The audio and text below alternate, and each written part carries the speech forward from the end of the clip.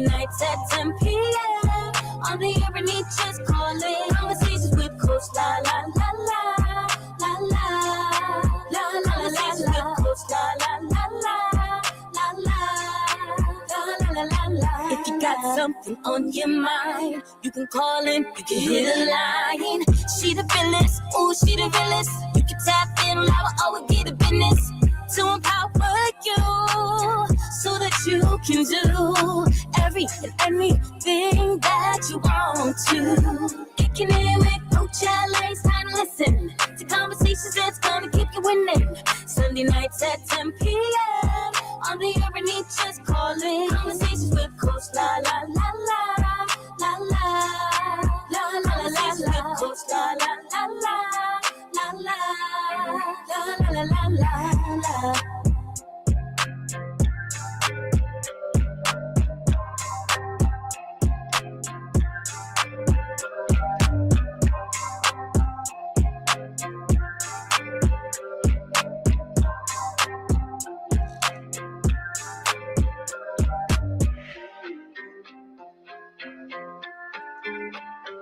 What's going on, all you beautiful people out there? Welcome back to another episode of Conversations with Coach La La La. Your favorite around the way therapist is in the building. Oh my goodness. You gotta understand just how busy my weeks are in general. So I just got back from New York. I want to say a big shout out to my cousin Tanika. She just reached her 45th milestone. So we were hanging out in Soho, Manhattan, and I actually got a chance to be in Times Square, y'all. So I stayed at the Sheraton in Times Square, and they clowned me. All my family clowned me, and the lovely ladies at Sephora who did my makeup clowned me as well. Now, why might they clown Coach? Well, come to find out, I think I got scammed. Here's a little story. So me and my sisters out there walking around taking pictures and having a good time, and she goes, we should get in a buggy. Okay, the buggies are going around, they're playing the music and stuff. I'm wondering, ain't nobody really in these buggies though, but she said, let's get in the buggy. So with Times Square, literally we could have walked, but it was like cold. It was kind of cold, chilly, and I had on these cute little booties. Y'all might have seen the picture I posted when I was in the hotel lobby, in the little lounge area, right? So we go and we get in the buggy. Now, fun times. He's doing donuts in the street. He got the Sexy Red, the Gorilla. He got all these things, all this music just going. And then he turns around and gives us a bubble machine. What's going on, Sean Jordan? Good to see you, my friend. Gives us a bubble machine. When I tell you I was a kid in the candy store having me a good old time. We just going and driving, dropping it like it's hot in the buggy. Then I'm like, sis, where is he taking us, right? Now we in Times Square, and we in awe, looking around. I've never been to Times Square. This is my first time. But then it started to seem a little weird, right? Because he just busting these donuts, and then he turns down a side street, and I'm like, you could just take us back to the hotel. And he's like, oh, no problem, wrong way. We can't go that way. Drives us around. I'm like, okay, why are we going this way? So we finally get back to the hotel. And now me and my sister's thinking, how much does this cost? We might have wanted to ask that at first. So I'm like, we look at each other. Well, maybe it won't be more than like $50, $60. $236.81.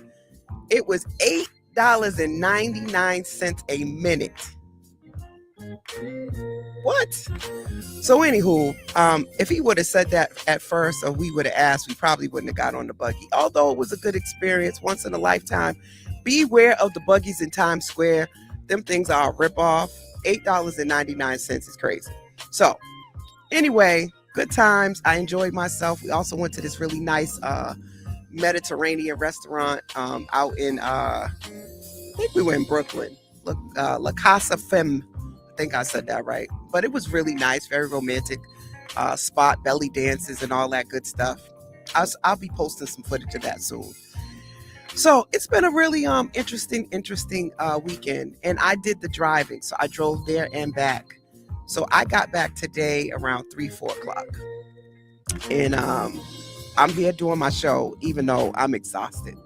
because I have a wonderful guest that's going to be in the building with me today.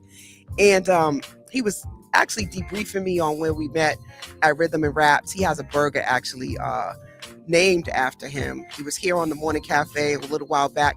He is a Boston legend, originally from Boston, from Mattapan, where I live at the current moment. And some of you guys may know him as the co-founding member of Gang Starr. And why I wanted to talk to him today is because this is one of those rare opportunities that I've been getting to talk to living legends that have been around, seen a lot of different things. I just want to pick his brain about life and how he came to be who he is. So he has a catalog that's massive. I was online looking up a lot of his music. A lot of you guys may know him from Gang Starr, Militia. He has several different solo projects, features on a bunch of other people's projects as well. He's been in 2 movies also. I have to go back and look for him in these movies. 7 movies. See, Wikipedia told me 2. That's why I don't like Wikipedia, right? I don't like Wikipedia. What's up, Leroy? I know you called, but you can't talk to me right now, Leroy. But what's up? How you doing, Mr. Leroy? So I am super excited about having him on the show because he's not only a founding member, but he is the voice. His voice is the unfiltered narrative of Boston's hip hop. It's gritty, it's loyal, and it's deeply human. A lot of people don't know a lot about narrative therapy, but I truly believe that hip hop was our first way of having narrative therapy in the Black community. Even though people have criticized topics and, you know, some of the language we use, when you really, really think about, they're telling you stories about real life, stories that are true to us as people of color. So I'm excited about having this conversation with him. I'm gonna bring him on camera because we're gonna talk more about all of the things that he's been up to and what he's about and all that good stuff. Make sure 2, 3, 4. Yeah, make sure I got the right one. Turn this mic on. I'd like to introduce you to. Why don't I see you? Hold on. Yeah, you ain't on the right. Oh, move over. Wait, Come towards me. Oh, towards you. Yes, you. It is that one, but I only see your shoulder. Yep. Come on over a little bit more. Ah, there go your face. I see you now. I don't know how I did that to you. I got you now. Yeah, I see your shoulder. Now? Yep, I still see your shoulder. You don't see my face? Nope. What am I doing? This way? Come towards me. Oh, you're going away from me. Yeah, I'm moving the chair. Yes, move towards me. So I can get over, right? Hey, there you come. I'm starting to see you now. Yes. There So you maybe are. it's this camera, not that one. Maybe I screwed up. He was had me distracted. I was trying to get him all right, and he was, talking about a lot of stuff. But you good. You look great. Thank you. You look good. Thank You look great. I'm gonna turn on that one. All right. You talking in him? Go ahead. Say hi. Hello. Say hello to the people. What's up, man? Yay. This is Big Shug. We here? Big Shug is in the building on the virtual couch. Yes, sir. Everybody yes, say what's up to the man of the hour. Yes.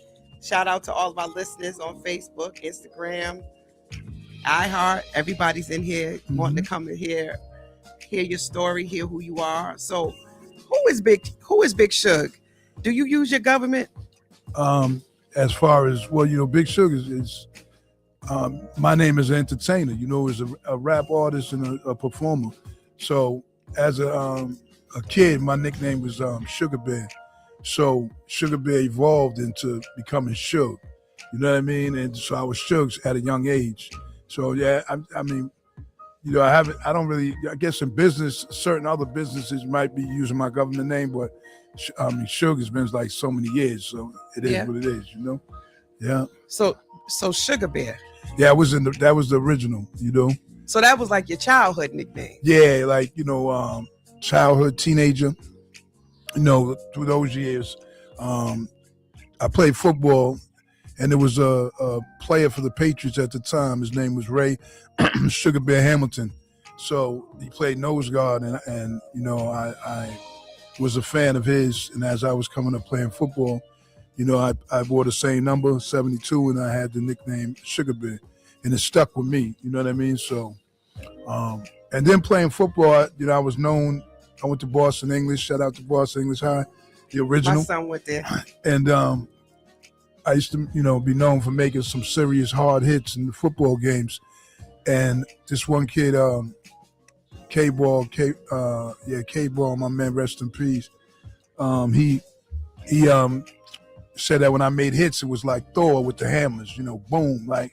So then that's when he came to Shug, and then so that stuck like from that point, Plus, I had a pretty good punch back in the day too. So yeah, it all kind of stuck, man. Yeah. That was then though, So no one knows this, right? Mm-hmm. And I didn't know this either. We share something else in common. What's that?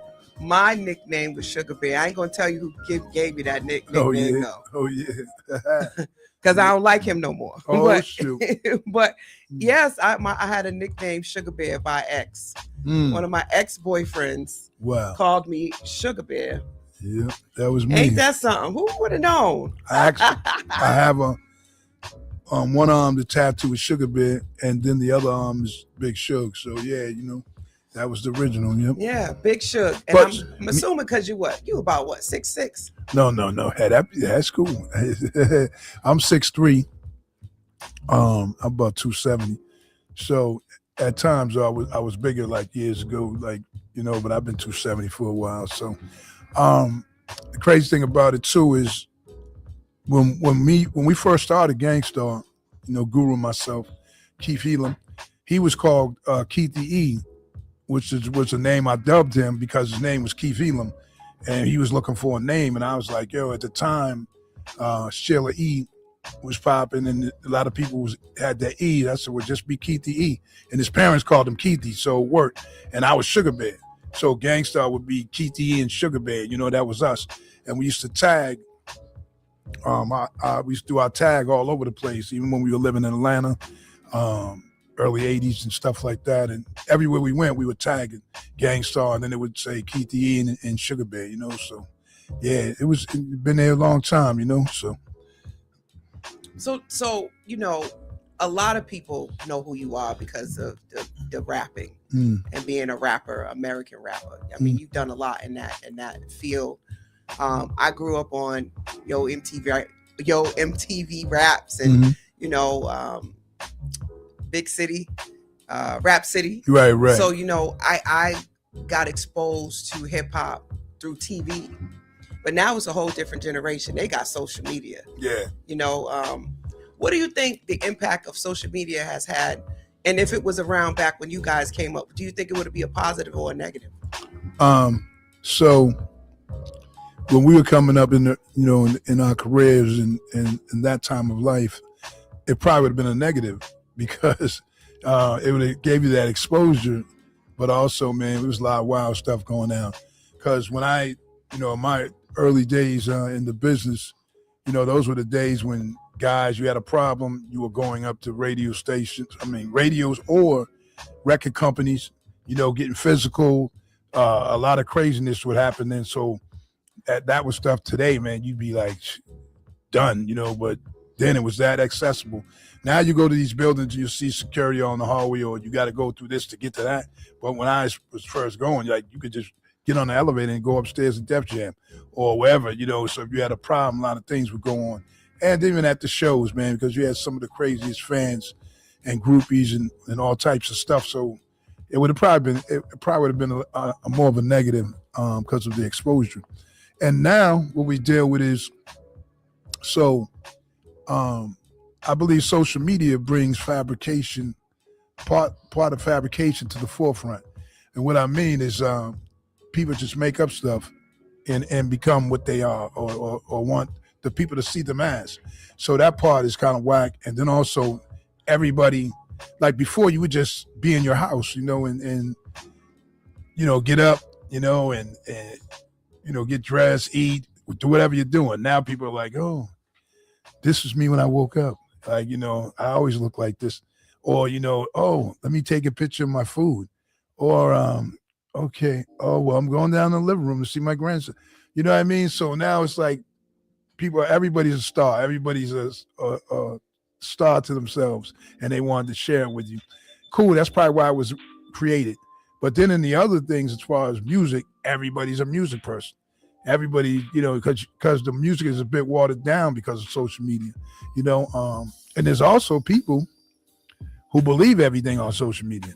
Mm-hmm. Like, so before you used to get those magazines was Parade or the Inquirer and all those, like people would get all those. The tabloids. Right, the tabloids and stuff.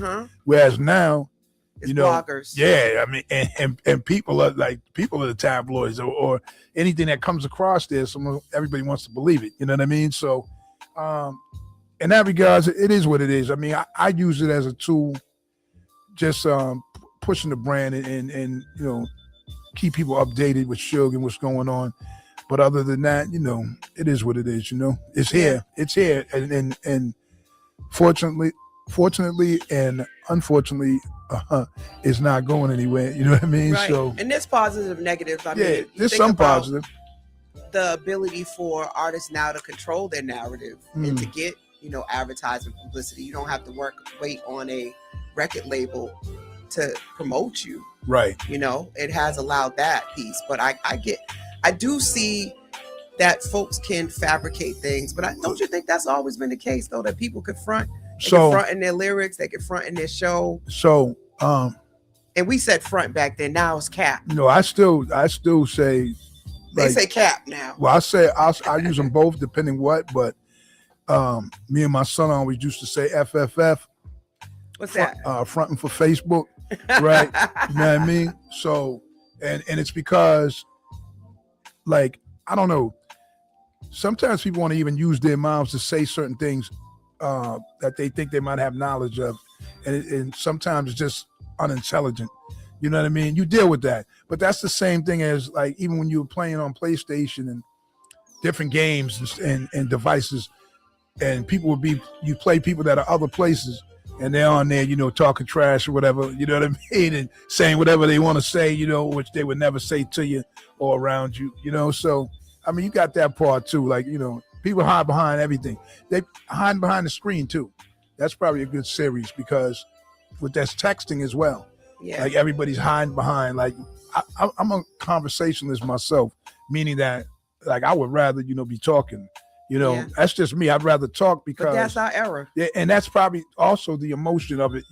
Like now people with the dating thing, they go online to date, look for dates, speed dating, and all this crazy stuff. Whereas the vibe was always like, if you were talking to somebody, you need to hold a conversation. And ultimately, that's what you have to do. Mm-hmm. So even if you do meet someone like that, ultimately you got to be able to do that. Right. Someone had mentioned, don't when they say, hey, what kind of man you looking for? Don't say, because he'll appear that way. And I said, well, my thing on that is like, hey, that's real life though. If you go out with someone and you got an interest and he has interest, right? You're going to say nice things. You're going to, that's what's right there. Yeah. You don't know the person. You got to get to know. You got to get to know. So, him. I mean, it's just, like all of that. I mean, the books and taking phone numbers and all that and just talking to people. And talking is great. People don't like talking on the phone no more. Or even talking. Because, I mean, I'm in restaurants and I look and see two people sitting waiting for their food and they both texting. I'm like, damn, that's wild. It's a different time. I'm not doing it. Yeah, I'm cool. It's a different time. So, I was reading, right? So Gang Starr isn't considered to be just a group. It's the cornerstone of a hip hop golden era. Mm-hmm. What do you think about that statement? So, the reason being more so, I think, when that is spoken and said that way, is because,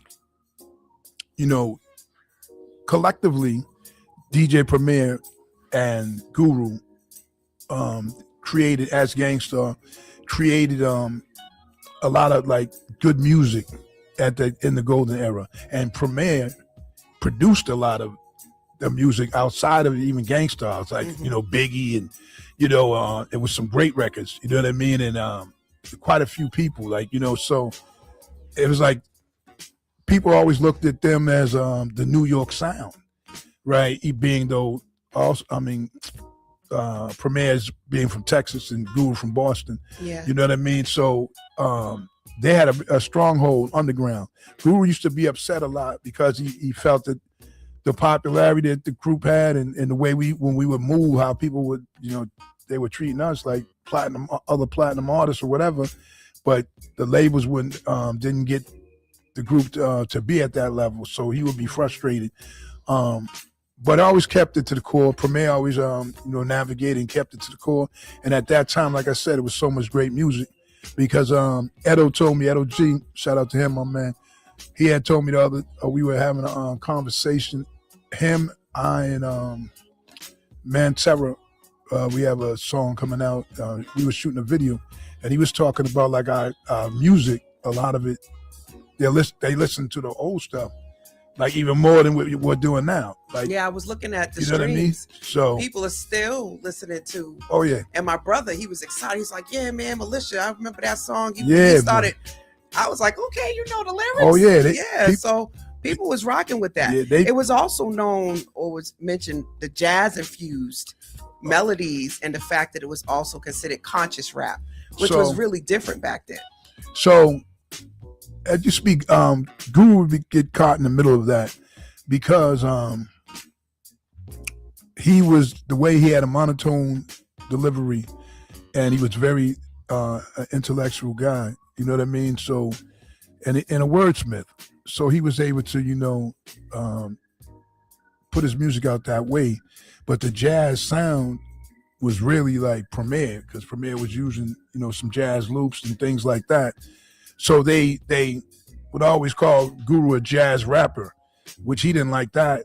But I mean, that's why, because, it would be the music, the vibe like that, which was funky though still, but it had that jazz element. And then the way he delivered it, his words, his vocals.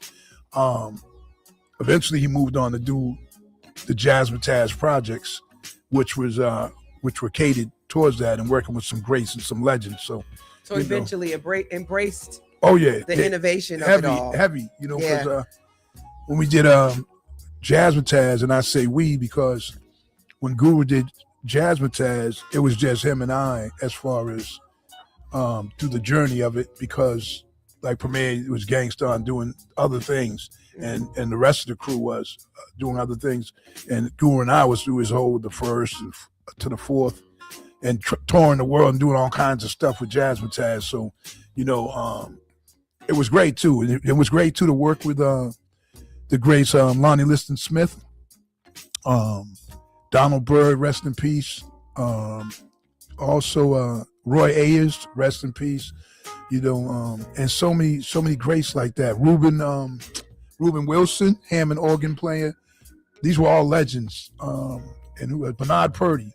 Bernard Purdy was the drummer. He was also a drummer for Al Green and Aretha Franklin, those people back in the day. So for me and Guru to be with them on tour, we were the young dudes. So we're touring with them all over the place. But it was so much knowledge, man, about just jazz music and even just the history of it. These guys, it was such a great time, So yeah, so it was embraced. Very innovative during that time too. To have that type of hip hop beat with jazz, and now dope. Yeah. You have so much of that happening. Recently, shout out to BCR. He had a young lady who's an opera singer, and she was infusing opera with hip hop. Mm-hmm. I've also had a couple of violinists. Shout out to Fred, doing that as well. So it's like, I think back, that really started with Gang Starr. Yeah, they were heavy, with that. Also, Tribe Called Quest had some jazzy stuff. Pete Rock, so they, yeah, man. But they, that's where it was at. And for the evolution of it, for those who might not know, so Gang Starr prominently was Guru and Premier, right? When it got to that point, but when it started out really in '82 with me and Guru. We were the group. That was us, period. Because in the beginning, I had to, I actually taught him how to rap. And that's why I always had so much love and respect for him, because he was a grown man when I taught him that. Like, he was a senior in college, going into his senior year to finish out. How do you teach somebody how to rap? It was like the poem, the poetry of, writing and then putting it to music, because that's how I learned at 15. But he was like 22. You see what I mean? So I had to show him that, Can you say that again? So it started with poetry. Yes, I would write. Did y'all hear that? I told y'all poetry. I was a poet. I was a young dude writing poems, and this dude named Justice from New York, Reggie, shout out wherever he's at. He told me, man, Dad, you write them poems, man. You could put it to music. You could be rapping and stuff. Like he told me I was 15, 16. So then I evolved in that. So by the time I got to Guru at that point, I was always rhyming and singing, because I sing as well. So I just hit my plug. Hold on. We can still hear you. Can keep talking. Oh, you can hear me? Yeah. You can okay. Yeah. So yeah. So you sing too? Yes, but with Guru, so with him, like that's what we used to spend hours, man, with him just being able to ride the beat and be on time. So a lot of our early shows that we would do as Gang Starr, as a group, I would write his part and write my part. So that's what we did for a long time. For those who don't know, and and our routine consisted of doing some rhymes and singing as well. So we would like sing. He could hold a note. You know what I mean? I was the strongest singer, but our routine was that. So that's how we performed. You know what I mean? That was us. And then that most people that I have met are multi-talented. Right. Do you feel like often though being AKA a rapper, because I don't know, a lyricist, that you get put in a box? Because I know you came out with a different project, because you still write music and perform. People don't know that. It's 2025 and you still got tracks out there. You're still writing and performing at the young age of a lot of 64, something like that. Yeah. You don't look 64. Yeah. I mean, you can't even tell no more how old people are.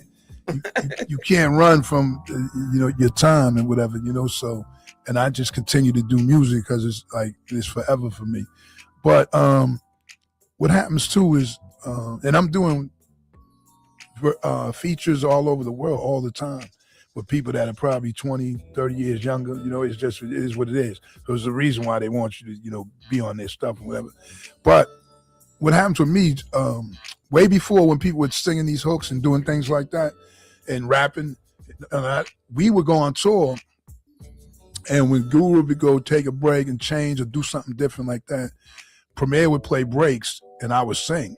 So those who were early to our early shows like that, when I was involved, they knew that, like people knew that, like, oh shoot, because they'd be always shocked. So that's why when we went into Jasmine Says, I'm singing on a few hooks on that. And then if you came to see live stuff, I was always going to get at it. And then we would have our singers with us. Lil Mo, shout out to Lil Mo. She would be with us, and another DC Lee. And so then I would sing with them, and we just used to, I would always do that stuff. So people started, as it evolved, people started learning more. Like even when I would sing my hooks and play it in certain songs, then people would wait for you to be live and be like, oh, I wanted to see how that was really live. Was that really you? Or telling me like, people don't think that was you, so then you be over, and then I sing, and then now it's like, I go in the hardest core fan base, like, want to hear hard music, and I sing this thing I do or whatever, a couple of things I do, and they always go crazy. So, it's for me, I was able to get out of it a little bit like that as I move forward, you know what I mean? So what inspires that? How has Boston authored your voice? Like what we see as Sugar Bear or now Big Shug, what inspires you to write? So, writing for me is like natural. So it's like right now, if I was to go in that room over there, the other room, I could write songs, poems, whatever I could do, because it's something naturally that I do. I could freestyle music, do things like that in my mind. And my inspiration just comes from, I don't know, I just think from the soul and from the heart and just from life itself, because I feel like if I can live, I can give this music that I keep creating, and that comes from the soul and myself. So I don't know. I guess the inspiration is me and life. That's where I get it from. Mm-hmm. So on the show, we talk about therapy. We talk about life. We talk about how to navigate life. And I'm glad that you said that it's about you, because your music is a reflection of your identity. Mm. And for some of us, we think our identity is fixed, or we only have to embrace one piece of ourselves. To be 6'3", 240, you know, a man that has many facets, to say he's a singer and a rapper.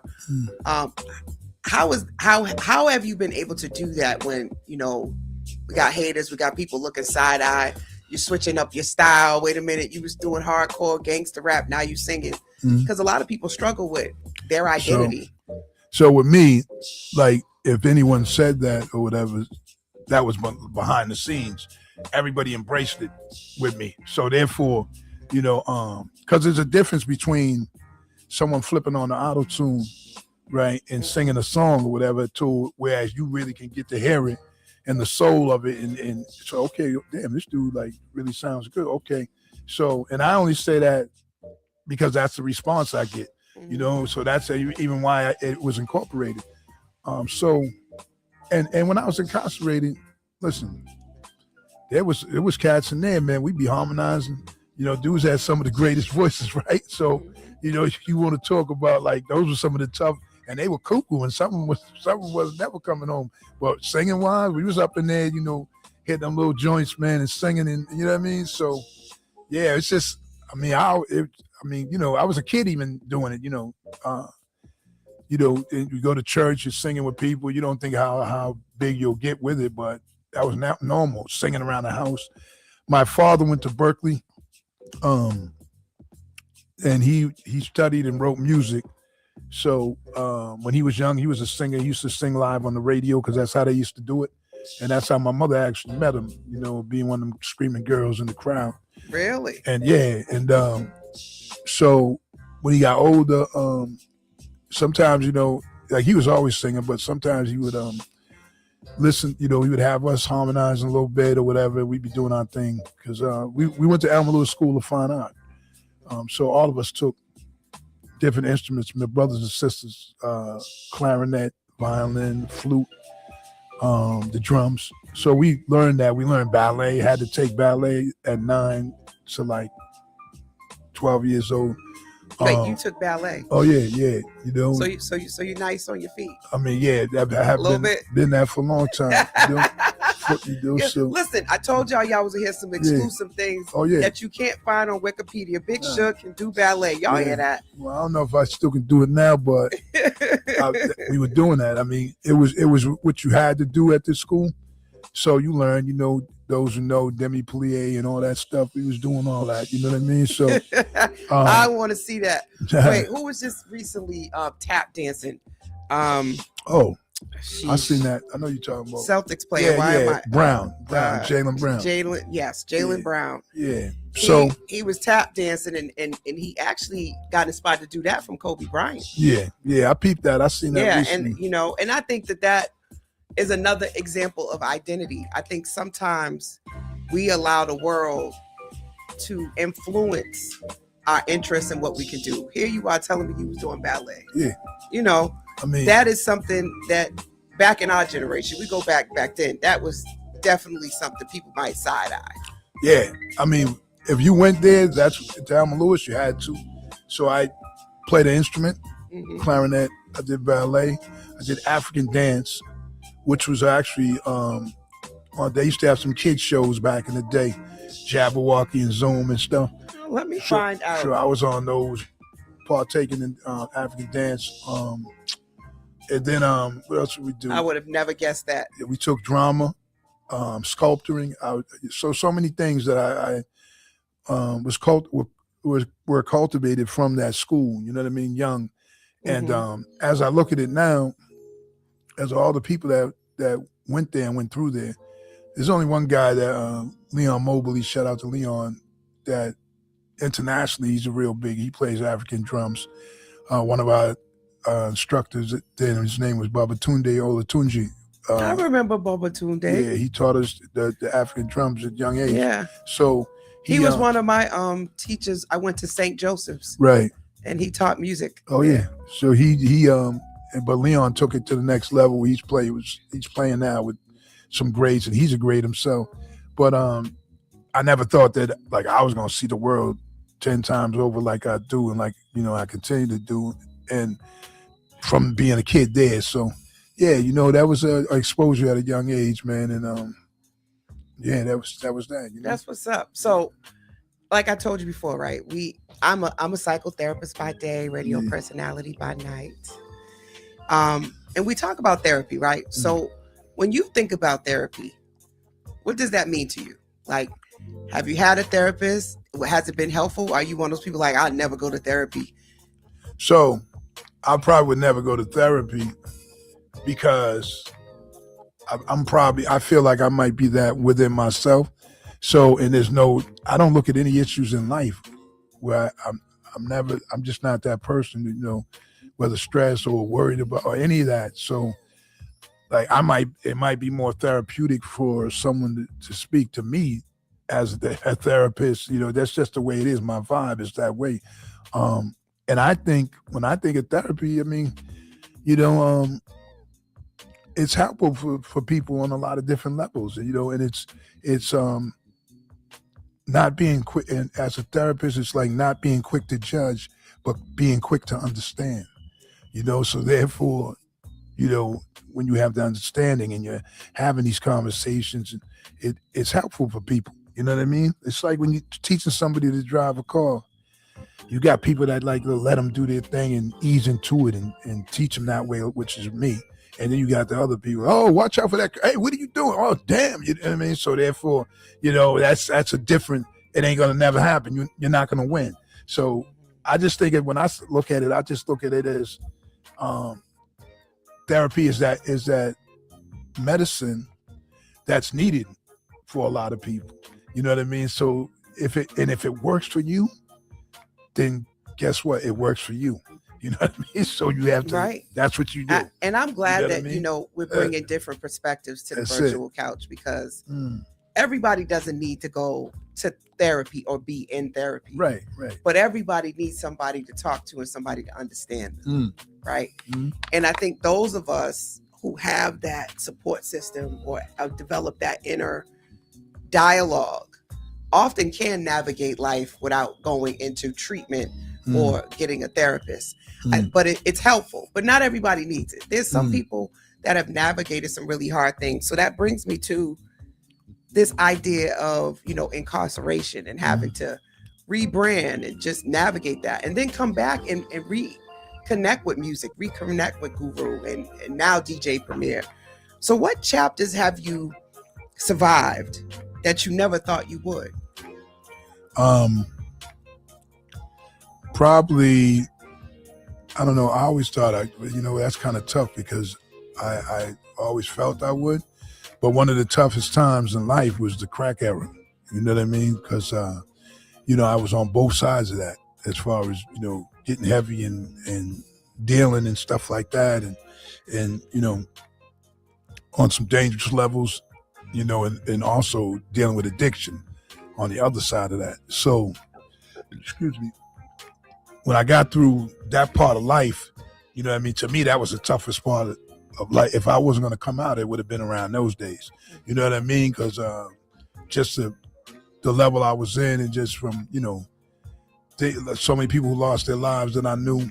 And then, from either whether it was addiction or different things like that, or gunplay or get shot or whatever, things like that, so I was definitely in the middle of that type of mix. So therefore, to come out of that might have been the toughest time. After that, nothing was tough. Even to this day, like nothing is, anything. I never look at anything like, man, nah, man, it's just, I got through that part of life. And anybody some people I still see from that are doing good and what have you, and God bless them, you know what I mean? So yeah, after that, I was good, and I'm good by the grace of God and the grace of life, That's big. I had another gentleman on last month, and he asked me, he said, why do you keep bringing up the crack epidemic? You bring that up a lot. And I told him, I said, for me, that was a very monumental moment in my life in terms of my journey of watching my neighborhood go from being like this everybody's outside riding bikes. You can fall asleep on your porch too. You know, you got to be in the house by a certain time because it was a different place at night. It was scary, you know, and everybody had either someone dealing in their house where it was 2 crack houses on my street that I had to pass to go to school. And most people had somebody that was dealing with addiction in their household, including me. You know, my own dad was dealing with it for a while. And I asked him, you know, God rest his soul, how did he come out of that? Because a lot of people's parents didn't come out. Oh, yeah. I know people that didn't. You know, a lot of people's parents didn't stop. And it was a tough time. A lot of us saw people pass away or just turn overnight into something you would have never thought you would see. And quick. Yeah. You know, 1 minute they was normal and a couple weeks later you was like, who is that? Yeah. You didn't recognize them. So thank God for that. How did you pull yourself out of that? So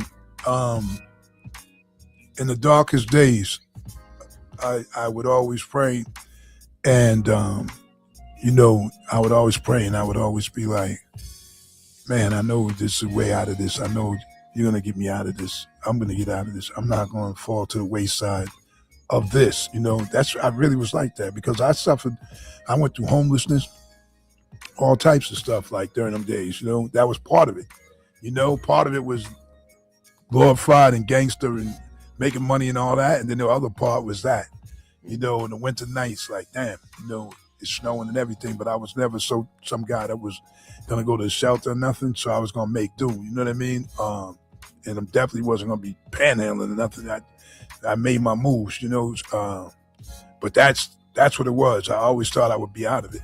And then when I had the opportunity, sometimes when I got locked up, sometimes people would think that's what, like, they would say, "Oh, we went away. Then, yeah, that's how you got right." But it's not, because in there everybody's getting high too. You know what I mean? Smoking crack, doing everything else in there. You know what I mean? So if you wanted to get off that, then you was going to have to be the one to do it. You know what I mean? So, right. And I didn't need a program, you know, because like I just looked at my life in general and was like, damn, everything was great when I wasn't messing with that. You know what I mean? Let me eliminate that and see what's up. And that was it. Like, I mean, I still drink and I smoke, you know, weed, you know what I mean? But I don't, you know, eliminate that. You know, life has been grand. So, you know what I mean? That self-talk is something. Yeah, no question. You know, and that's not to say, because I know there's a lot of people that are probably listening to this show and they're like, it ain't that easy. No, it isn't. Some people have to go to programs. You know, So I think the first thing in anything is making a decision, though. Right? Making the decision that that's what you want, and then doing what you need to get the support to make it happen. If you can't do it on your own, absolutely ask for help. But I think you got to make a decision. And some people ain't ready to stop. Yeah. And they got to be honest with themselves. And when I'm working with people who are in the belly of addiction, is to really talk to them, not shame them. But what do you get out of getting high? What is it that is bringing to your life? And what are you losing by getting high? Like, I'm not shaming you. Let's just have a real conversation about it. Because you got to make a decision. And when you're not high, you're normal. You know what I mean? So what I mean by that's what brings you back to what life is.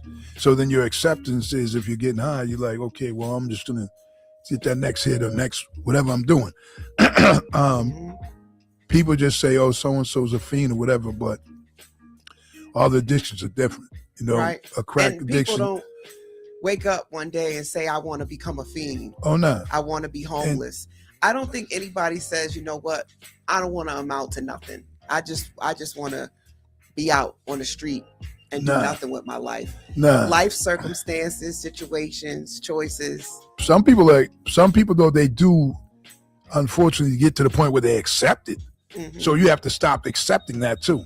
You know, because there are people like, that's what happens. They say, okay, well, this is what I'm gonna do. You know what I mean? And then they're good with it. But then, you know, sometimes people have to go get help several times before they get to it, and sometimes they never get to it. You know, so like true. I feel blessed, you know, because that I came through, and if I could say things that, you know, are gonna help people, or sometimes when I roll up on people, I don't do it for brownie points, but Like I give them people you see out near the hospital and all that, I give them dollars. You know, if I got something like food or whatever, I do that like all the time. Right. And it's because they might get high, like or whatever, with the money I'm giving them, you know. But my thing is, you know, I at that moment too, a lot of times, dude, I used to be out here, not like them, but I mean, I was out here, you know what I mean? So, and then I know they're looking at me like, damn, you know, what'd you do? Or even just thinking for a minute, like, and I say, hey, you know, and I'm not going to tell you what to do. I'm just, because right now you're going to get this money I got and you're probably going to go get high, whatever. But it's just that me understanding too that all these people we see too were always at one time, they were somebody's baby. That's, you know, right. Somebody held them in their hands for the most part and nurtured them for the most part. And things went awry. You know what I mean? So we all, you know, I mean, it might be that simple, but we are God's children first. So therefore, you know, the road is different for everybody. We go through different things. And I'm not going to never look down on them people having them struggles, you know. Whatever my contribution could whether it's talk, whether even some few dollars for that moment, whatever, so be it. That's what I do. Yeah. You know, again, tonight's show, right, is season 9 for me. I turned 50 this year. Good for you. And so thank you. I'm excited about it. But it's all about evolution. It's about healing. It's about evolving. And you point out a lot of things, right? A lot of things I didn't know about you. And I wanted to make sure this was up close and personal, because people see the success. They see, you know, the strength, the confidence, but they don't always know the shoes you walked in, right? So when you think about, how did hip hop become both an outlet and your intervention? Because it seems like through lyrics, you've used it to talk about a lot of the things you've been through. So, yeah, a lot of my music is, if you go and listen to my catalog or whatever, you'll hear a lot of, especially in the early days, a lot of more hardcore lyrics and what have you. But shoot, 90% of them things are true stories. So it was a theme, you know, that what I lived through, what I came through.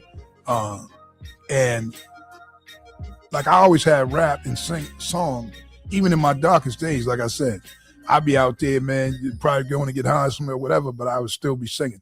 I'd still be freestyle. I still do this, where there's people out there that can tell you that, you know what I mean? So, and I actually was doing, because I was, Guru and I were doing our music and doing all that stuff, as I delved into that lifestyle even heavier. You know, that's when we first had our first break, because I was in that. Like we would do shows and go perform and do stuff. I get the little money we win, and I'm gone, right? And them dudes, you know, at the time it was me and him in the beginning, and then it was me, him, and DJ Mike D. Shout out to him. DJ Mike wanted to be down, right? And so we used to be doing these little things, and I was in the streets heavy, and those dudes weren't. So that's how it kind of, you know, faltered. And I went to my darkest time. I went to the highest times, money-wise and all that, and to the darkest times in the separation that we had, Guru and I.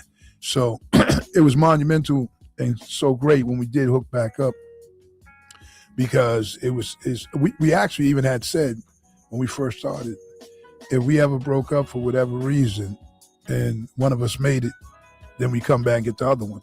That's really what we said, like on some pinky swear stuff. Like that seems so like fake, you know what I mean? But that's what we did, and he did that, you know what I mean? Because we hooked back up. When I got out, I took about almost a year, just to get myself together and acclimated, and then we connected.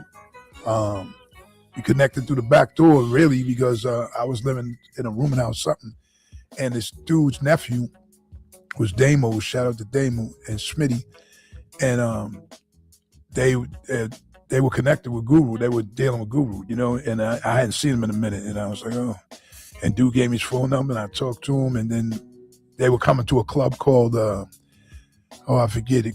It became Felt, but they were coming there, and that was the first time I had seen him. And I actually got on stage. It was nice and smooth, Gang Starr.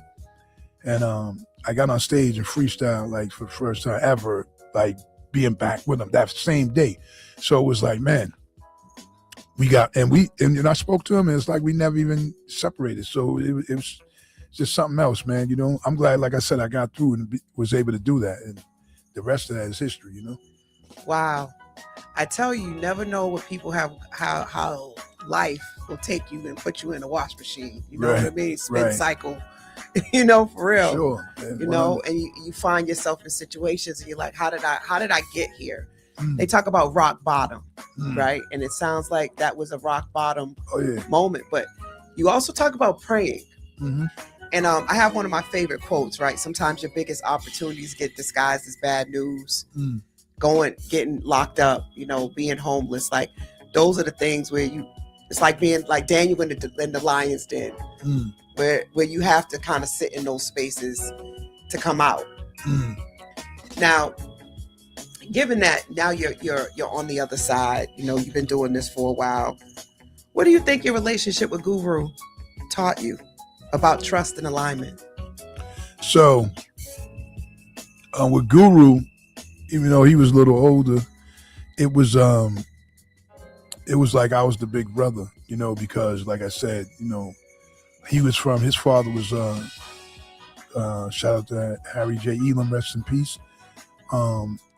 He was Chief Justice in Superior Court, so he was a judge, and they were from that side. Me, I was from the home became broken, and I'm in them streets and whatever, so we were from two different sides of it. So even us coming together was unlikely, but I mean, we met each other young, but we actually started hanging out in Atlanta, Georgia.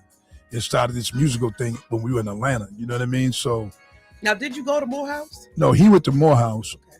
I was really out there just scrambling, doing my hustle.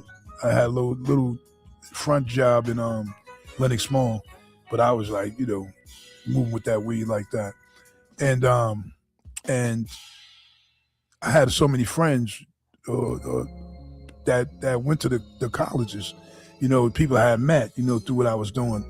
And then they were like, yo, your man, Keith, he goes to Morehouse, you know what I'm saying? So I was like, oh, because I was hanging with these other dudes, Dwight and Chuck from Boston. Shout out to them. They were going to Morris Brown.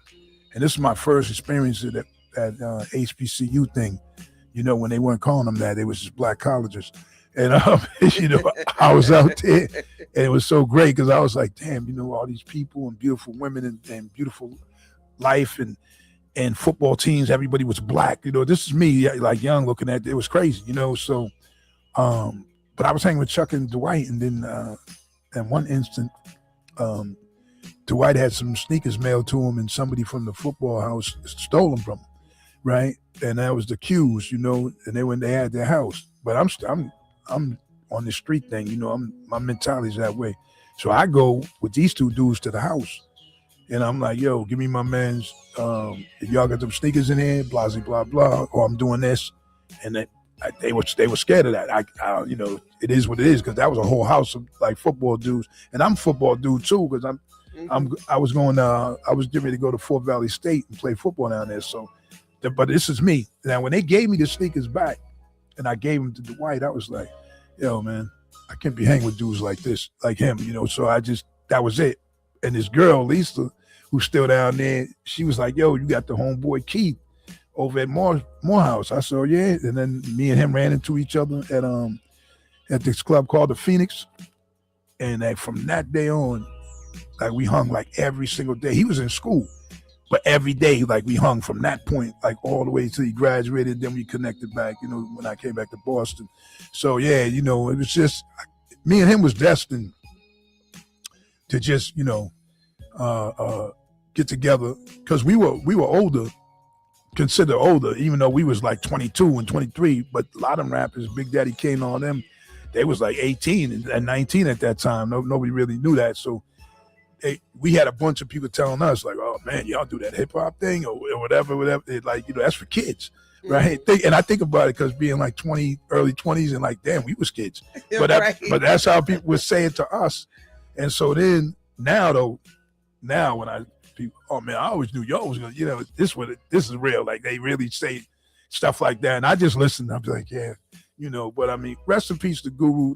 but it was destined, and Rest you know, in peace, the legacy, yes. the legacy continues, man. Through all those affiliated and with me, it's something that we started and dreamed about, and I continue to do the music along with DJ Premier. So legacy's forever. Shout out to his family and his son KC, and my family. We keep this thing going.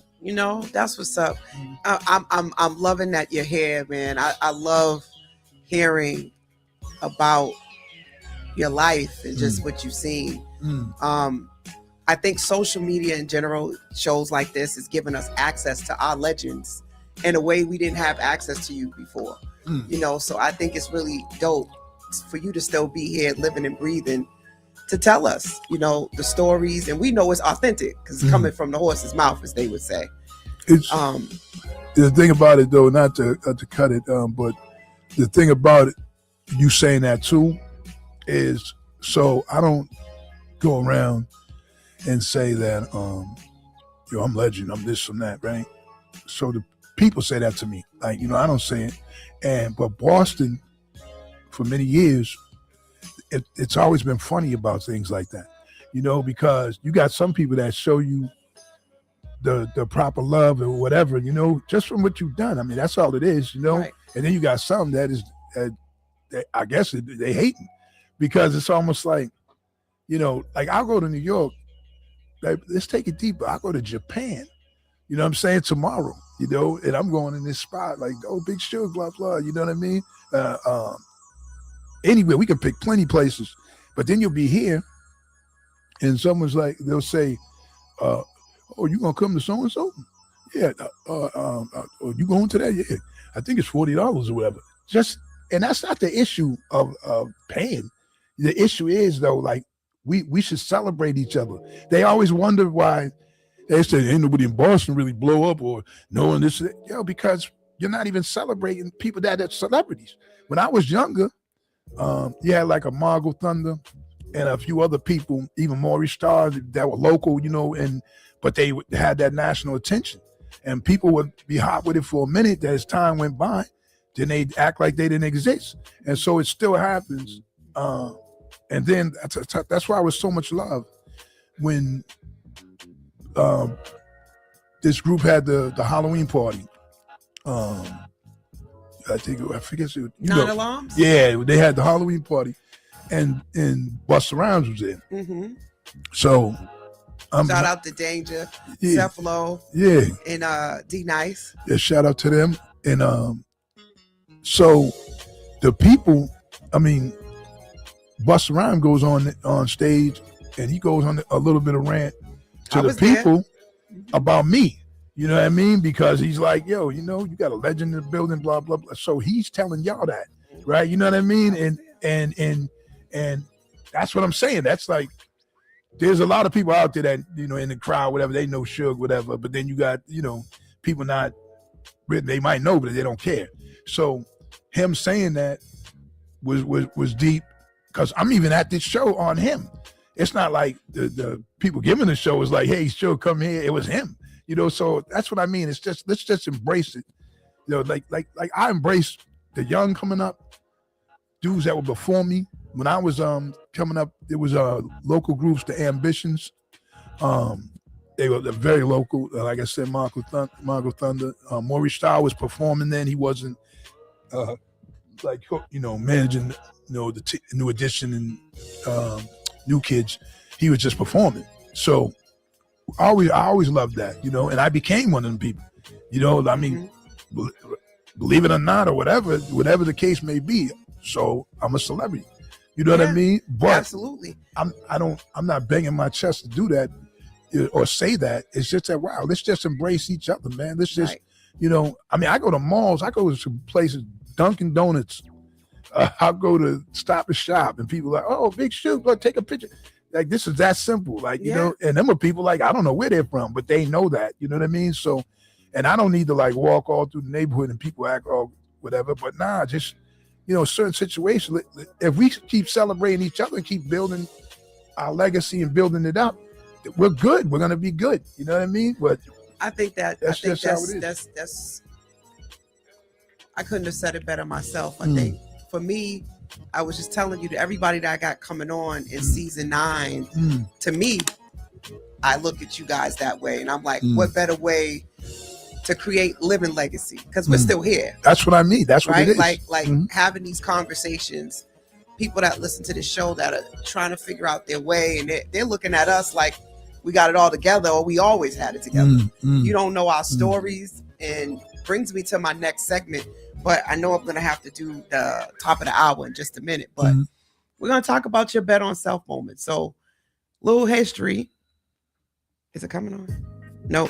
Little history. When my dad was here, used to always tell me, baby, you need to bet on yourself. If you put energy and attention that you're putting into other people, into yourself, you can never lose. So those defining moments that despite who your daddy is, your mama is, where you grew up, what you've been through, you say, if not now, then when? If not me, then who? These defining life moments when we make those decisions.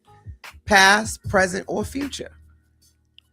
Where do you see yourself, and how are you betting on yourself now? Well, the thing with me now is, I'm a wealth of wisdom and knowledge and understanding. That's what I am. You know what I mean? So I always bet on myself as I move forward, because I'm a person that, I still have albums coming out. Most likely there's going to be more movies to do. I'm going to continue to be in my present and share my presence. So I just feel like as long as I can breathe and whatever, I'm going to continue doing these things, making music, like performing, living a life, being a respectful person, and protecting my peace. That's it. That's what I see, Yeah. I think it's dope, because I think some people think after 50, I know back in the day I used to think 50 was old. I'll take responsibility. Me right? too. Yeah. Now I look at 50 so different. I'm sitting here looking at a 63-year-old. I mean, it's just different. I don't know what was going on back then and why everybody looks so much older. So, but I just think we're in a different phase where we're not looking at life the same. Like, we're running out of time. We're trying to make sure we use every bit of the days that we're given to live in our purpose and to do what it is we love, no matter how old we are. The thing about it too is like I know a lot of people around my age and what have you. Hold on. Hold that thought. R30. Expect the unexpected. Unorthodox radio from Boston and beyond. Heat981fm.com and iHeart Station. Big shout out to Mark Harris. Yes. Every time I hear that, big shout out. So you were saying? Yeah. So I don't know people my age around, what have you, that I don't know. They even look at me themselves and say, "Damn, man, what are you doing?" Like, Thank God you don't look like what you've been through. You would never think me and them are the same age, but that's because people do this too. Oh man, yeah, damn, you still doing your thing, right? Oh shoot, yeah, man, I got married and I'm working, I'm retired now, man. I put on these pounds. This like life is supposed to be that way, though. That's what it is. Like, you accept that. Oh man, I can't do that. I used to do that, but now I got this age and now I drink more coffee and you know what I mean. So that's the whole thing. It never been a focus. Age is what it is. You can't do nothing about it. You know what I'm saying? So if you keep moving, then you're gonna keep on doing what you want to do and what you need to do. So it's like, as long as you keep existing, man, there's so much to do. That's how I look at it. And as far as like, if someone looks at me and tells me, damn, they always ask me, what do you do? Like, you look good or whatever, or you're in shape. It is nothing magical, man. It's just that's me. Like, I'm, like I said, I eat fried chicken. You know what I'm saying?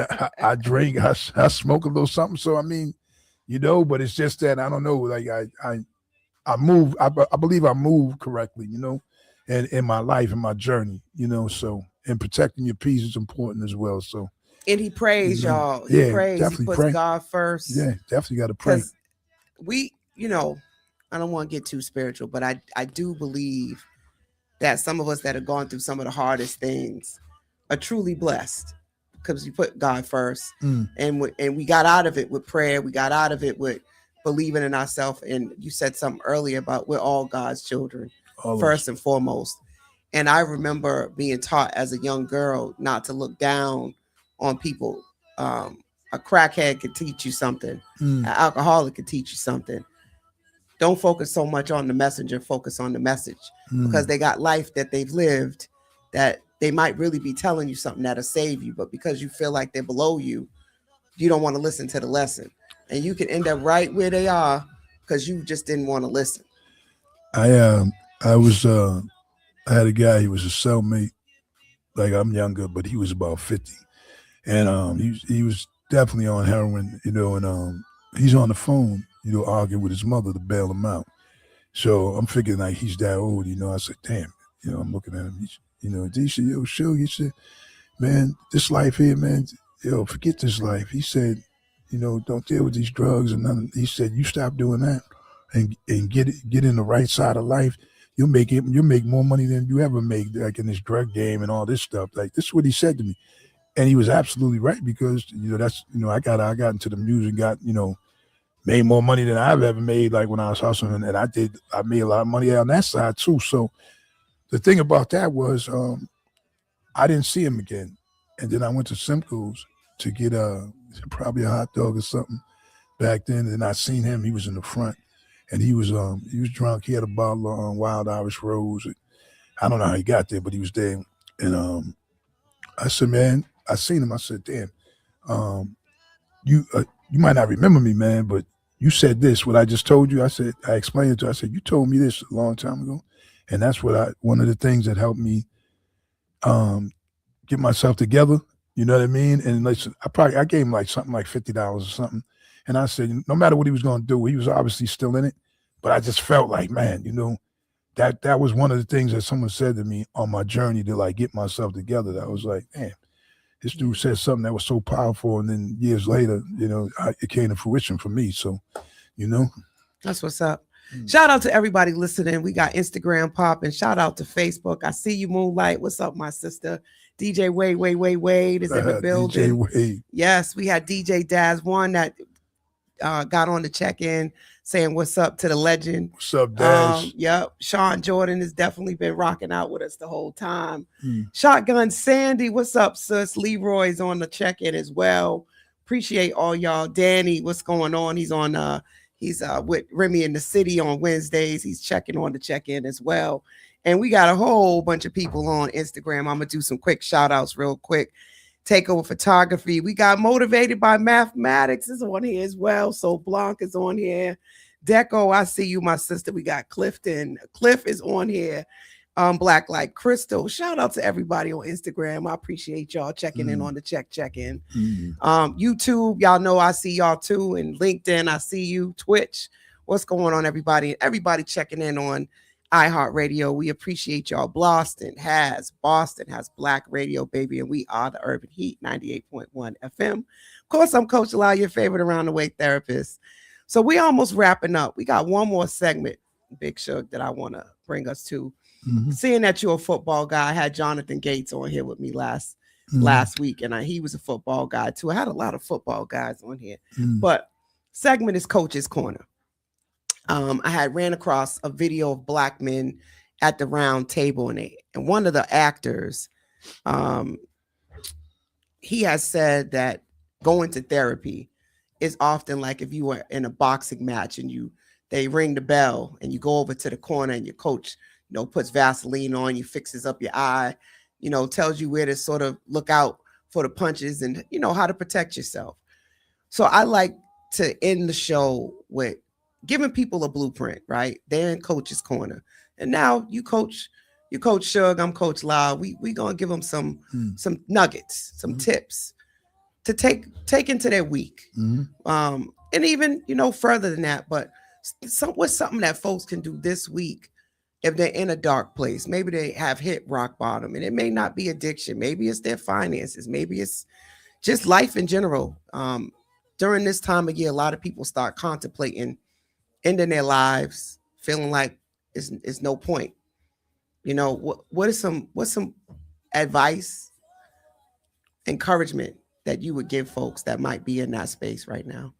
So first and foremost, I would first of all, like I said, you do got to pray, but also, have direction and no, just relax for a minute too, and let like take your time with everything, your thought process or whatever you got to do, because nothing's going to happen overnight. So, stay focused on what the goal, make the goal, stay focused on that, and whether it's getting yourself together, move towards getting yourself together, whatever it's going to take, whatever type of help you need, whatever it is, take your time and assess that, and then you have to attack it in that demeanor, like, and like I said, relax though. There's no hurry. There's no hurry to a fix. You know what I mean? It's going to take a minute. So I believe in that, and pay attention, because you got to listen to hear. Let me say that again. You got to listen to hear. Sometimes people want to talk, but they're not listening, so you got to hear what's being said, and just continue to move forward. It'll be all right. I believe it will be all right. If you want it to be, it will be. You pray, you move forward, and you assess whatever it is that you need to do and conquer that.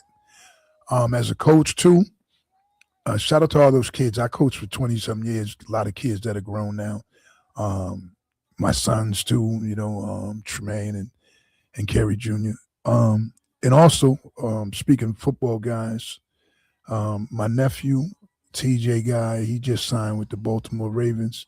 Congratulations. So yeah, shout out to that, But I also want to shout out his father as well, because I told him I had this blueprint about, coaching and, getting to football and play basketball, do these certain things. And he followed that. He had his different things he had to go through, but he put his son in that, you know what I mean? To do the same thing. Let's give them some. Yeah. And, Terrence Guy Sr., now TJ had to do the work, and that puts him where he's at now. It's still got a long way to go. But still, it's just life will get greater. It'll get greater, man. But it is only one day at a time as well. Because, like I say, Mark Harris, who passed, and a few others, but I remember just always seeing him, and him always like, I need that music, or always being encouraging, and just always like he was always in the know about what I was doing musically, So you always seen him vibrant like that. And I think I might have told you before, I had got the wrong information about his funeral and what have you. So when I did get the right information, I had about 10 minutes or 15 minutes left. And then guess what? It brought me there before they closed the casting, whatever they was doing. And I'm like, wow, you here? No one's here, like maybe two people. And I'm seeing him and, saying my piece because I guess I was supposed to. But guess what? We didn't expect this to be the outcome of with him. Like no. I didn't. So it's like, you never know, don't how life is going to play out. Don't put it off. Don't put it off. Do everything you can do. Like do it today. Like do it today, and then tomorrow we'll worry about that tomorrow. Yeah. You know what I mean? Because like I always say, excuses have no purpose. You know what I mean? So therefore, don't make them. Do what you got to do. That's it. That's so true. I'm going to say this, right? Thank you, Big Shug, right? Let's talk about ROI, which is the return on your inner work. I don't care where you are, what's happening, right? You can accumulate status and still lack stability. I think a lot of times we think because we've arrived that it's all going to just pan out. But we know some of the people who became famous, made all this money, and turn around and get caught up in drugs or make a wrong decision or just spend all their money. And overnight seems like it, they went up, it goes right down to rock bottom. So being humble is something that allows you to stay grounded. And Jonathan said something last week, like people like Sean Combs and R. Kelly lacked people around them to say you're messing up. That everybody was yes people. They didn't want to either lose their status, get fired, so they went along with a lot of things, and no one really challenged their integrity or help them to kind of get to be seen. Hmm. So I think, a lot of times we need people like that. And when you see someone who's already in the belly of the darkness that's telling you something, I think when you said just listen and observe, because they're warning you about some things, but sometimes we just too big headed to listen. Hmm. And we walk right into the fire and get burned right up. So I think about that as I'm getting ready to turn 50 or 63. And we're both saying that we've had people along our paths tell us nuggets and wisdom that I didn't always listen. I'll be honest. I didn't always listen. I didn't always take heed. There's some decisions that I could have done or maybe done differently, but I don't have regrets because I feel like it all shapes my identity and who I've become. But really pay attention. Your legacy is not what you leave behind, but it's what people feel when they experience you. So I think that's the other thing. What you always have good energy. And I often forget, I told Jonathan this last week, that you are this big legend until I go Google you. Like I went to look you up. I was like, dang, Shug did a lot of stuff. Yeah. Still to it. Right? Yeah. Because you don't carry yourself as some people call Hollywood. You're not all Hollywood. You're very approachable, you're relatable, and you're very human. Right. And I think that's the one thing I think social media has done is that Michael Jackson, we was talking about him earlier, he wanted to be mysterious. It made a false narrative prior that entertainers and celebrity weren't human. People were screaming and falling out, and it created this world as if you weren't someone that felt or went through things, like because of the superstardom that was going on. Right. Social media has made everybody, I think, in a lot of ways human. Right. That's the one thing I would say. It's a part of it too, because I even think about what you just said. I remember doing a show with Gang Starr and Tupac when Tupac first came out as a solo artist, and he was always fiery. You know what I mean? I remember with that one night we went to this club to hang out, and they didn't want to let us in with sneakers on. Eventually they did, but he was going off already for no reason, whatever. That's just how that dude was. But we did this show and they didn't have all this money. So when he said, well, I'm not going to finish the show because they don't have the money they're supposed to have, so we leaving. And we were performing there too. So now everybody's going off, it was crowded there, North Carolina somewhere. And, excuse me. And so now, they're trying to chase us, like screaming and that stuff, but not mad, like kind of fan, but I was like, wow, these people are this, excited about this and not knowing, like, the bottom line is like, okay, it was like, to them, it's like, we're not doing a show, but we still want to get a piece of these people. And then me and Guru, we were running, and then we went the other way. And then we said, well, they're chasing Tupac, so, okay, they're trying to find. Then when they turn around seeing us, then they start chasing us, but not like to harm you, but they was like on some. So we running. I'm like, wow, this is how people really getting about this. This is me learning about, too. Celebrity. Yeah, how this thing was, right? So I'm like, oh, okay, this is what it is. But like I said, the beat goes on for me, I got 4 projects coming out, Undefeated to be first with DJ Premier, produced by him, with a few features on there, Terminology, Busta Rhymes and such. Also, My Man's in Them is another project produced by a kid called Quest. Another project called what's that other one? Last of a Dying Breed, produced by Mr. DL.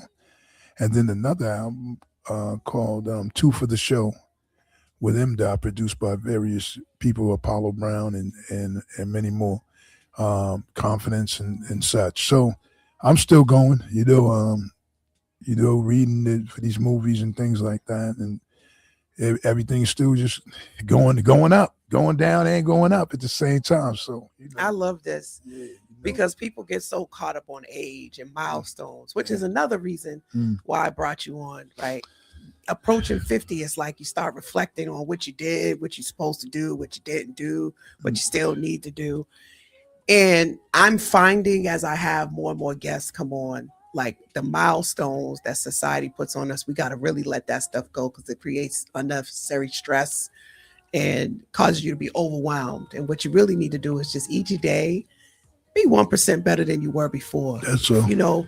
Go after the things you enjoy on a daily basis and not be put in a box because people try to tell you what your identity is, when your identity is shaped by your lived experiences and about what you want to do and who you want to become. Who you were before is not where you're going or who you have to stay. Mm-hmm.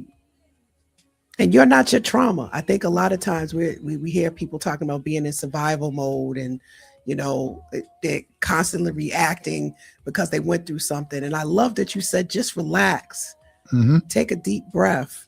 All of that stuff is therapy. Believe it or not, that's what I'm teaching people in a therapy session. Right. And it's a blessing to hear that that's just part of your day-to-day way that you are. And this is what I want people to see. There are people who live their life like that. And therefore, that's why they don't need a therapist the way you may think they do.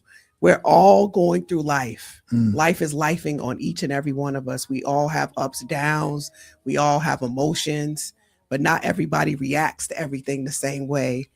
And that's what the difference is. Some of us are able to do exactly what Big Shug is saying. We just sit, we observe, we take a deep breath, we feel our emotions, and we don't let our emotions make decisions for us. They're just data. They're just data. You can't always be going out for your emotions. Any other closing thoughts? I know we're about to wrap up right now. I know it's I kept you a little bit longer because you're a legend. You get to stay 30 minutes longer on the show. It's all good. No, it's just like I said, keep on follow me, Instagram. I'm Big Shug Gang Starr on Instagram. The real Big Shug on X. Carry Guy on Facebook and TikTok, Big Shug. Just because I'm always putting out, pushing the brand and what I'm doing, and you can find out, for the next things coming up. And he's on all platforms. All too. platforms. Apple Music, Spotify. You just if all you gotta do is just Google him. It's there. Everything pops right up. When I tell you he got a platform, Wikipedia. It's not that hard to find. Big Shug. It's beautiful to see. Shout out to Angelina Hightower too. She's also in the check-in saying what's up to us. What's happening? Yeah. Lottie Mathis. What's up, Miss Lottie? I ain't seen you on my live in a minute. How you doing, girl? Appreciate you tuning in. Everybody that tuned in tonight, we appreciate you. Yes. Please go and subscribe, download. He's also on YouTube. Run them numbers up. If you weren't a fan before, this is the first time you're coming in and learning about Big Shug. Go check out his catalog. Check it out. It's that old school hip hop 90s, vibe. And you're gonna definitely bob your head to it. I tell you that. So and I look at it like that because I think a lot of it is that, and then as it evolves into even the newer music, it's just still embodies that time, but it's musically and sonically like it's really getting after it, and at the same time, like I said, I'm gonna continue to do music, so. I appreciate y'all. Even Spotify itself, that's another thing. Spotify, you said. I think about it, like there's 35,000 listeners on Spotify. That's one platform. That's just one. So as me and you that's one thing too about, me and you are sitting here. As we sit here, there's this month, each month, there's 30,000 plus people that are listening on that platform. Right now, what we're doing is there's people watching movies that I'm in, right? So because all the movies I'm in too are not on a flex tip, but on just saying that I'm a principal actor. So that means I speak in them all. So when you see them, you know it, and in case y'all, and say before I get out of here, in case you haven't seen them, you go see Black Mass with Johnny Depp, the Whitey Bulger movie. Go see The Town with Ben Affleck.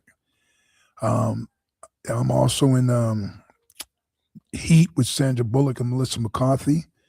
Clear History with what's that? Larry David. Don't forget Tough Guy and Black Mass. Yeah, all that. So there's quite a few. And even Mark Wahlberg's movie, Spencer Confidential. So yeah, I'm in a few. So that's just if you chilling, you know what I'm saying? You want to get that popcorn open at home, whatever. Let me check Shug out, right? Yo, it's all there. Yep. And, Appreciate it. You know, it's been. Oh, and then last but not least, we didn't say this, but go check out Rhythm and Raps. Oh yeah. He has a sandwich called a Big Shug burger that you can go get. Rhythm and Rap. Shout out to them because it's a beautiful thing. Like I'm not vegan, but I will go there and eat. And if that's for all the vegetarians and vegans, that's the spot. Even if you're not and you eat some of those dishes, that's the spot. Oh, I love me some Rhythm and Raps. They have a none of this is actually meat, but they have a like a Philly cheesesteak. They got some great Beyond Burgers. You had that Philly cheesesteak? Yes, that's good. I've only had the burger type things. The Philly cheesesteak is excellent. And I usually don't like vegan cheeses. My brother's a vegan. Shout out to my brother. He's actually on the live too. But the cheese that they use at Rhythm and Raps, I like. Oh yeah. So that's really good. They also make these fried oysters. Oh yeah. Mushroom oysters. Okay. Taste like chicken tenders. Oh yeah. Oh. Chicken strips. That's what they told me about alligator, but it's all no, for real, it's good. I believe you. It's good, and they make good fresh juice too. So check out Rhythm and Raps. I got to get them to come sponsor one of my shows. Oh yeah, because the dude and his wife, the owners of that, great people. You know, and he's a hip hop dude, like, you know, but great people, most definitely. What's going on, Kim? I appreciate you checking in too. So, Moonlight, I guess this is a secret. I didn't know that she had a crush on you. I guess, you know, they in the live going back and forth. So her and DJ Wade. Yeah, so they was going back and forth in the live right now. They was joking that day. You was here, but you don't remember stuff, but I know you didn't throw me under the bus. Because what happened was that's what was cool about coming up that day as well, because she didn't know me. Her and there was another young lady. They didn't know me from hip hop. They knew from I had a couple of singing songs that I had sent to Wade, and so they knew from that. So they like, you know, they came on aboard like that, which was dope because like, and there's a lot of people like that because sometimes I'll pop up somewhere singing with some band or something. So they knew that, and I brought it to the other side, but it was just good to for them to hit that, you know, you like Shug because you like these songs you heard, you know. Yeah, they sexy songs. And yeah, this shit. One was Sex on the Couch, so I know. Yes, that's the name of it. Yeah. And so now they're teasing Wade saying he watched too much porn. But y'all are taking my show to another place. This is not sex therapy, Wade. Hey, shout out to DJ Wade, because a lot of people don't know that we go way back from the Rose Club. When I was just up there hanging out and bouncing and doing different things, I was way back, and that's when I actually met him. And then through my journeys, you know, he's been my man. You know, you know, I got him coming on here. DJ Wade's coming on the virtual couch in June. I had to strong arm him. Hopefully, he don't renege. I got to go on his show too because he just hit me. But I told you before, and I want to come on there after I got this project coming out. So. Oh yeah, mic check 1 2 1 2. That's what he's on here. Yeah. DJ Wade, you know I love you. Tony Bone, what's going on, Tony Bone? Shout out again to everybody that's tuned in. We about to get off this virtual couch. Yes. My time is up. Thank you, Mr. Marv Neal, for allowing me to have the extra time tonight. This is you know, whenever I have someone of Mr. Shug, Big Shug, Sugar Bear's caliber, I get a little bit of extra time. Oh, you singing? You gonna sing us out? Well, I was humming. Oh, you gonna sing us out? Go ahead. Give us some of that Sex on the Couch real quick. Nah, they can't get that, but I just give them that riff. Hey, hey, hey, hey, hey, hey. It's time to go home. Hey, hey. Bass. Big Shug, you know what it is. You know what it is. Thank y'all for tuning in to the virtual couch. We signing out. Make sure you come next week. I have Miss Hot Sauce from Spark FM going to join me on the virtual couch next week. Thank you so much for your time and your attention and just, you know, blessing me with your presence, Big Shug. Yes, I appreciate you too. I appreciate being here. Shout out 98.1 FM, and you know, I'm just glad to be here. And it was a great time and great to talk to you like that. Yeah, and, man. We'll I really appreciate it. Now you got to make me a new an intro. You got to sing something. Yeah, we get you for real. Since you did that, you know, I need a new la la la. Oh yeah. Get on the virtual I'll couch. I'll kill that. I'm serious. I'm serious too. I want my track. I kill you. I got you. Season 10, I got a new track by Big Shug. Yeah, that's what's I'm up. about to do it for the intro. Yeah, that's what's up. For sure. All right, good night, everybody. We appreciate y'all. Yes. See you next week. Out.